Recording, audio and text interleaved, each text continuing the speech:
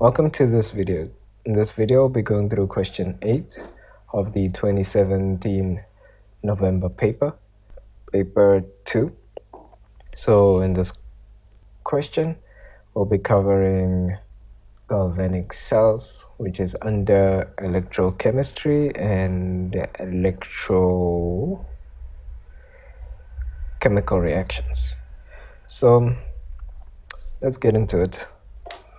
Question 8.1 says, learners set up a galvanic cell and measure its EMF under standard conditions.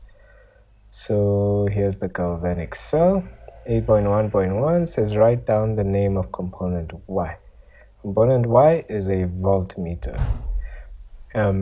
It's also hinted in the introduction statement there at 8.1 because they mentioned that they are measuring the EMF of the standard conditions. So to measure EMF or voltage, you would need a voltmeter. So 8.1.1 is voltmeter.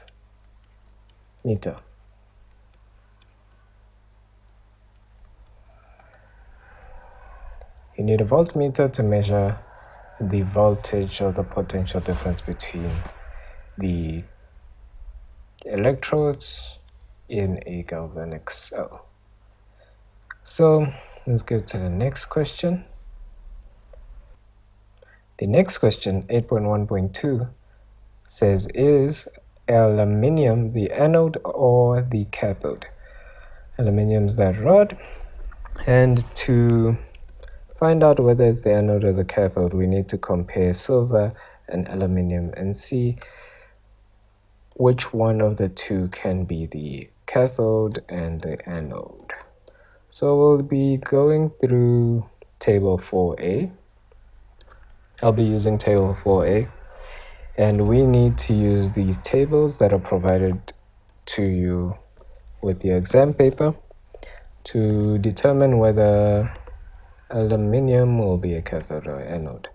So let's find the elements or the half reactions for silver and aluminium. Let's go through the table. So here's one. That's for silver at 0.8 positive volts. And as we go through, you find another one down here. No one has aluminium at minus 1.66 volts. And that's it, just those two. So from those two, you can see there's an indication here in table 4a that as we go down the table, the reducing ability increases. So increasing reducing ability as you go down, which means that this half reaction or aluminium is our reducing agent in this galvanic cell. That means that it is allowing reduction in the other side of the half reaction. That means that silver is gaining electrons because that's where reduction is taking place. So where reduction takes place, that's where the cathode is. So the cathode is at where silver is. That means the anode is where aluminium is. Therefore, for question 8.1.2, the answer for aluminium is anode. So let me go through that again real quick so that it can be more clear, because I know I took time trying to explain it. We find the elements. The lower element, if you're using table 4a, will be your anode. The upper element will be your cathode, just to keep things simple. The reason being is because that lower element has a higher reducing ability, meaning that it is your reducing agent and it is reducing your upper element. So it's a bit of confusion there. Not really confusion, but a little bit of analysis there. But to summarize, your upper element is your cathode, bottom element is your anode. Therefore, aluminium is our anode. So let's go back to the next question. The next question says, write down the overall net cell reaction that takes place in the cell when it is working. Right, so we'll need those two elements in table 4a once again to write down those half reactions. So the two we had were this one, 0.8, and this one at negative 1.66. So to answer this question 8.1.3, we'll need to write the half reaction for the cathode, which is Ag plus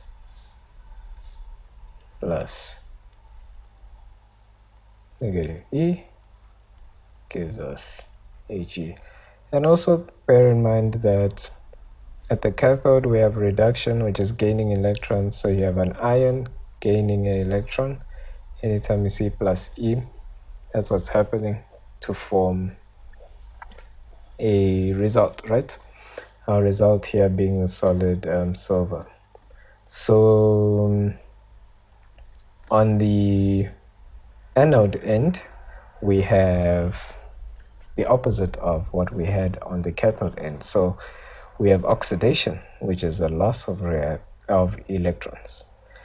That means we started off with the element, which is aluminium, and then it lost electrons. So now we end up with Al3+, aluminium ion, which lost 3 electrons. Right, so we have 3 electrons here, but we have 1 electron there. That means that this silver ion can gain 3 electrons from the aluminium. So 3 silver ions gains 3 electrons from the aluminium and therefore forms 3 silver compounds. These electrons will cancel out in our complete reaction, and that will leave us with 3 silver ions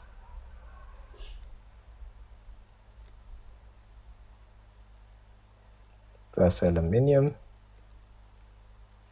which forms aluminium ion and 3 silver elements or compounds. So that's our answer for 8.1.3. Let's go to the next question. In the next question, 8.1.4, they say calculate the initial EMF of the cell. So we'll still need table 4a to do this. I'll highlight the elements we're working with once again. The equation we'll be using, also provided to us in our formula sheets, is this one right here, which says the EMF of the cell is equal to the EMF of the cathode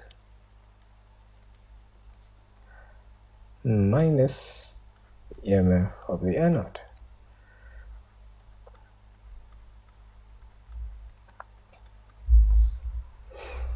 So if we take this equation and read the values that we got from the table, we can get our answer. So the EMF of the cathode is positive 0.8, so we can just leave that as 0.80 minus the EMF of the anode, which is minus 1.66, and that should give us 2.46 volts for the cell. So that's our answer for question, I think it's 8.1.4. Question 8.2 says, consider the half cell P, Q, and R represented in the table below. Half cell P, and this is a half reaction. Q, that's half reaction. R, that's a half reaction.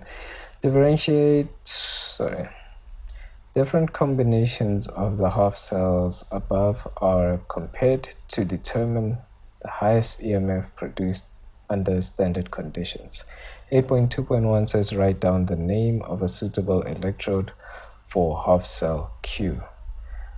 So this one is a bit of a tricky one, and reason being is that we needed to know fundamentally that Cl2, the form of Cl2 is a gas. This is just standard information that we need to know, or we needed to know to answer this question. The reason being is because your electrodes are usually solid metals. So you'd usually have zinc, copper, and other elements that are metallic involved in your half reactions and used as electrodes. But there are cases where gas is used as your electrode and not those metallic elements. And when you have a gas, you need to supplement it with another element that can facilitate the process of the reaction that needs to take place. One of which is platinum, and so platinum PT is the element for platinum, or symbol for platinum, and the other is graphite, which is carbon. Or you could have carbon as your answer. So back to this question, write down the name of the suitable electrode. So we needed to know that this is a gas in order to recognize that we need one of these elements to help facilitate the process of the half reaction of the galvanic cell. So let's go to the next question. The next question, 8.2.2, says state the standard conditions under which the half cells should operate to ensure a fair comparison. Now this is out of 2 marks, so there are standard conditions for 2 cases. There are standard conditions for electrodes, the electrodes we just talked about in 8.2.1. There are standard conditions for electrodes that are solids, and there are standard conditions for electrodes that have at least one gas. So there's 2 types of standard conditions, but in both there are two standard conditions that remain constant. The one is concentration. Concentration of all solutions must be 1 mole per decimeter cubed. And the other is temperature. Temperature. The temperature should be at 25 degrees Celsius, also known as 298 degrees Kelvin.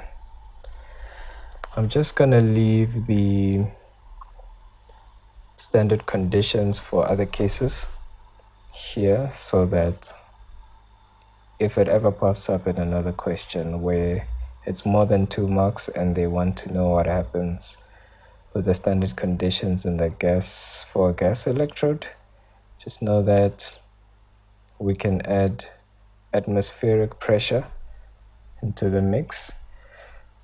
The atmospheric pressure has to be 1 atmosphere, and platinum has to be used as an electrode, or carbon.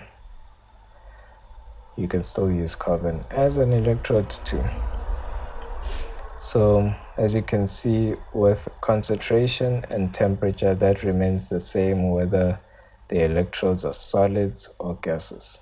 So you can go through this, try to understand what I mean in case it sounds gibberish to you. But this section here, from this point here to that point here, is the standard conditions under which the galvanic cell operates. So let's move on to the next question. 8.2.3 says write down the name or formula of the strongest reducing agent in the half cells above. So we need the strongest reducing agent. So the first thing we need to do is note what elements we're working with and the iron elements too. So we got zinc solid, and we got zinc 2+. We got chlorine gas, and then we have chlorine minus. We got copper, and we got copper 2+. So these ones ionize to 2 positive ions, whereas chlorine is 1 negative ion. That's going to be important for a specific reason. We'll get into that soon. So back to table 4a. In table 4a, we're going to look for those elements. Zinc, chlorine, and copper. Let's see what we have. Here's one with chlorine. We have chlorine gas forming chlorine minus ion. So that's one of them. Let's keep looking. We find copper. So this is a copper plus ion forming copper. But that is not what the half reaction that was given to us is. The half reaction that was given to us had copper and a copper 2+ ion, which is this one here. And that's why we needed to check what elements we're working with first, because we could have other half reactions that they did not state that do have similar elements, but not necessarily the half reaction we are looking for. So here we have another copper 2+ ion, but it's not forming copper solid. So this is the half reaction we were looking for copper, and this is the half reaction we're looking for chlorine. So now we're left with the zinc half reaction to find. So let's just scroll down and find the zinc one. Here it is at -7.6. We got zinc 2 plus iron forming zinc, so we have everything now that we need. And what did the question ask for? Which one is the best reducing agent? Let's just check the question quick again. Write down, it states the standard conditions of the house. No. Write down the name or formula of the strongest reducing agent in the half cells above. Okay, strongest reducing agent. Remember in table 4a, as we go down the table, the reducing ability increases, so zinc has the strongest, becomes the strongest reducing agent out of the three. So the answer for 8.2 point, hold on, what question it was? 8.2.3. For 8.2.3 is zinc. Or you can write Zn. If you're using table 4b, it's just the opposite. So your as you go up the table, you have increasing reducing ability. Therefore, zinc will be somewhere up there. And also with the anode and cathode question, your cathode would be down there and your anode would be up there. I prefer using table 4a to not complicate things and just get used to one table. So if you're familiar with table 4b, that's all right, as long as you know that it's just the other way around, but it's exactly the same thing. So let's move on to the next question, which is 8.2.4, which says, which combination of half cells will produce the highest EMF? Choose PR, PQ, and QR. No calculation is required. Since it said no calculation is required, it should be straightforward just by looking at this. So you know that your EMF is calculated by the cathode minus the anode. So as you can see, the largest distance between two half reactions will probably produce the highest EMF. Because, yeah, as you go down, the EMF decreases and therefore the potential difference between the two increases.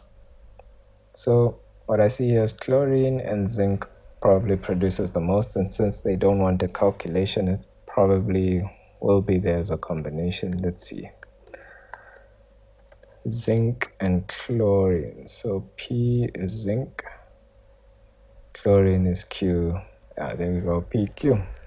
So the answer for 8.2.4 is PQ. Why did it not require any calculations to identify that? Well, it's simply because there is a large distance between the two on the table. Therefore, this minus that will produce a very high EMF.